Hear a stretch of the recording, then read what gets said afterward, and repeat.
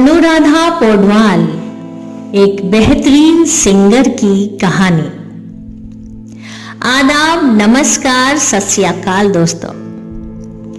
आज हम बात करेंगे एक ऐसी शख्सियत की जिन्होंने अपनी आवाज से करोड़ों लोगों के दिल जीते, लेकिन उनकी जिंदगी में जो दुख भरी कहानी है वो किसी भी फिल्म की कहानी से कम नहीं है।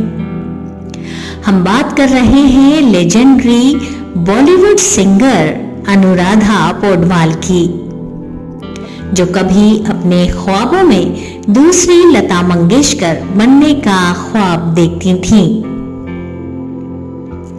लेकिन उनकी जिंदगी का सफर आसान नहीं था। इस वीडियो में हम जानेंगे उनके करियर के ऊपर छाई छोटी बड़ी कहानियां, उनका प्रेम, शादी और डिवोशनल सॉन्ग्स की दुनिया में उनका सफर, और सबसे आखिरी और दिलचस्प बात, उनके लवर की पेनफुल डेथ, हस्बैंड की मिस्टीरियस मौत और उनके बेटे के इंतकाल के बारे में, जिसने उनके जीवन को हिला कर रख दिया। अनुराधा पौडवाल का बचपन और शुरुआती जिंदगी। अनुराधा पौडवाल का जन्म 27 अक्टूबर 1952 को मुंबई में एक महाराष्ट्रियन ब्राह्मण परिवार में हुआ। उनका असली नाम था अलका नदाकर्णी, लेकिन बाद में उन्होंने अपना नाम बदलकर अनुराधा पौडवाल रखा।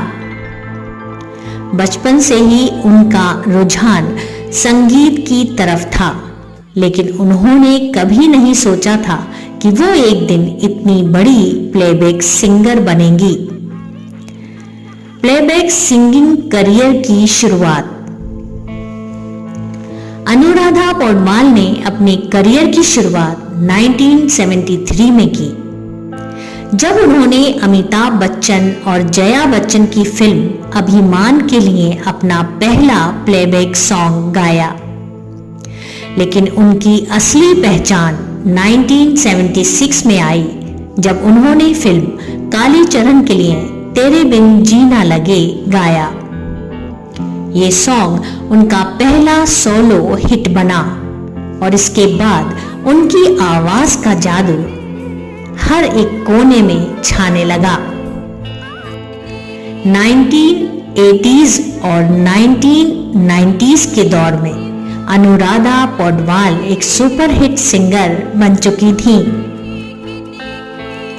उन्होंने दिल है कि मानता नहीं, आशिकी और साजन जैसी ब्लॉकबस्टर एल्बम्स के लिए आवाज दी, लेकिन अनुराधा का एक ख्वाब था, वो दूसरी लता मंगेशकर बनना चाहती थी।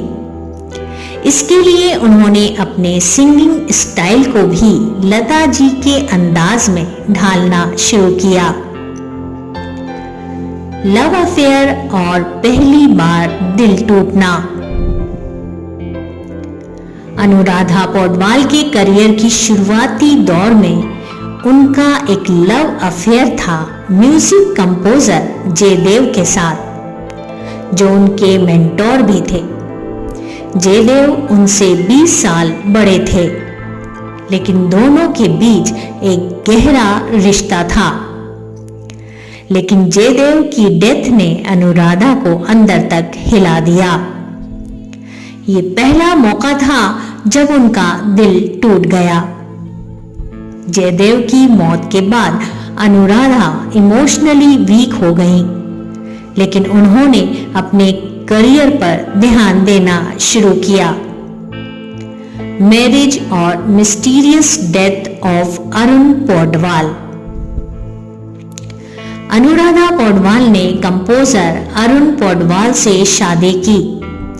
अरुण एक बहुत टैलेंटेड कंपोजर थे, लेकिन उनका करियर उनकी पत्नी के जितना सफल नहीं था। दोनों ने एक साथ कई डिवोशनल एल्बम्स बनाए जो काफी हिट रहे। शादी के बाद भी अनुराधा का नाम कई बड़े प्लेबैक सिंगर्स के साथ जोड़ा गया, लेकिन उनका फोकस हमेशा अपने काम पर था। अरुण पौडवाल की जिंदगी एक मिस्टीरियस डेथ में खत्म हुई।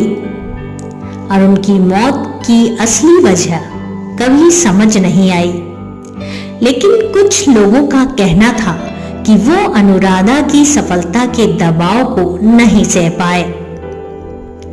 अरुण की मौत के बाद अनुराधा को बहुत बड़ा इमोशनल और मेंटल झटका लगा। डिवोशनल सॉन्ग्स की दुनिया में सफलता। 1990s के दौर में अनुराधा ने बॉलीवुड प्लेबैक सिंगिंग से अलग होकर डिवोशनल सॉन्ग्स की दुनिया में अपना सफर शुरू किया। उनके जय अम्बे गौरी और श्री कृष्ण गोविंद हरे मुरारी जैसे भजन हर घर का हिस्सा बन गए। डिवोशनल म्यूजिक के लिए उन्होंने अपनी लाइफ डेडिकेट कर दी। कुछ लोग मानते हैं कि उन्होंने बॉलीवुड छोड़ दिया क्योंकि वो दूसरी लता मंगेशकर नहीं बन पाई थी, लेकिन असल बात ये थी कि उनका फोकस अब अपने रूहानी सफर पर था। बेटे और बेटी की कहानी। अनुराधा पौडवाल के 2 बच्चे थे, एक बेटा आदित्य पौडवाल और एक बेटी कविता पौडवाल। आदित्य एक टैलेंटेड म्यूजिक कंपोजर थे, लेकिन उनकी लाइफ भी छोटी रही। आदित्य का 2020 में किडनी फेलियर के वजह से इंतकाल हो गया। ये एक और बड़ा दुख था जो अनुराधा पौडवाल के जीवन में आया। बेटे की मौत और पति की डेथ ने उनकी जिंदगी अंधेरे में धकेल दी। बेटी कविता पौडवाल भी एक सिंगर हैं, लेकिन वो अपनी मां की तरह सफल नहीं हो पाई। मेंटल हेल्थ और इमोशनल स्ट्रगल्स। इतने सारे पर्सनल लॉसेस ने अनुराधा की मेंटल हेल्थ पर बहुत असर डाला। एक वक्त था जब वो पब्लिक अपीयरेंस भी नहीं करती थी, लेकिन उन्होंने डिवोशनल म्यूजिक के जरिए अपने दुख को शांति में बदलना सीखा।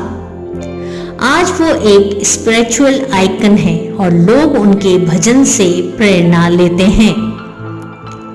अनुराधा पौडवाल की जिंदगी एक मिसाल है कि कैसे एक इंसान अपने दुख और तकलीफ के बीच भी अपनी पहचान बनाए रख सकता है। उनका सफर, उनके स्ट्रगल्स और उनकी अचीवमेंट्स में हमें ये सिखाती है कि जिंदगी में कितनी भी मुश्किलें क्यों ना आए, अपने ख्वाबों को कभी छोड़ना नहीं चाहिए। दोस्तों, अगर आपको ये वीडियो पसंद आई हो तो लाइक करें, शेयर करें और चैनल को सब्सक्राइब करना ना भूलें। मिलते हैं अगली वीडियो में एक नए टॉपिक के साथ। तब तक के लिए अल्लाह हाफिज।